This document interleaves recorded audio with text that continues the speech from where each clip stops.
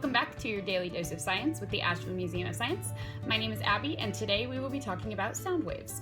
So sound waves can travel across any medium. So this can include a solid, a liquid, or a gas. So we hear sound waves travel through the air, so we hear them through a gas.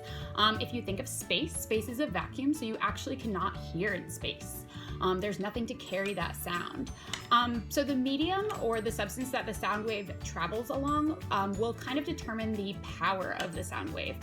Some substances are better for waves or more efficient for their travels. So if we think of marine animals, for instance, whales can communicate from about 100 miles apart. So this is made possible because the sound waves are able to travel farther in water than they are in air.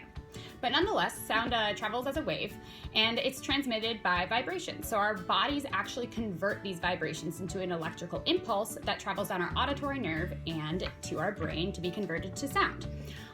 We interpret these sounds as all different things, like our words. So this occurs in a number of complex steps. We can go over that in the PDF that is attached to this activity. But basically, the vibrations are going to travel through or be funneled into your ear by this outer part, and it's going to travel all the way down to your eardrum. And it's going to vibrate that eardrum. That's going to vibrate some bones. That's going to vibrate the cochlea. That's going to vibrate some hair cells.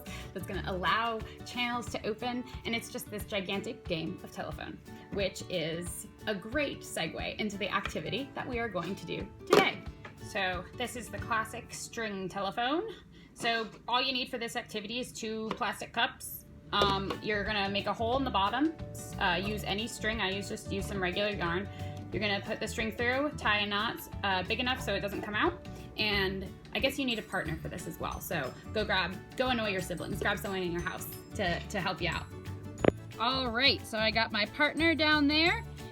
We gotta make sure that the string is nice and tight so that way the vibrations will travel. No, hold it nice and tight, partner. So the vibrations will travel nice and crisp all the way down. All right, Mitch, tell us what you hear. What do you hear? I hear the sound of science.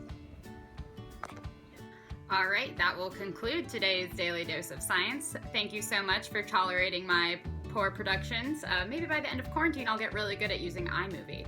But until then, thank you so much for tuning in. Stay tuned for more science.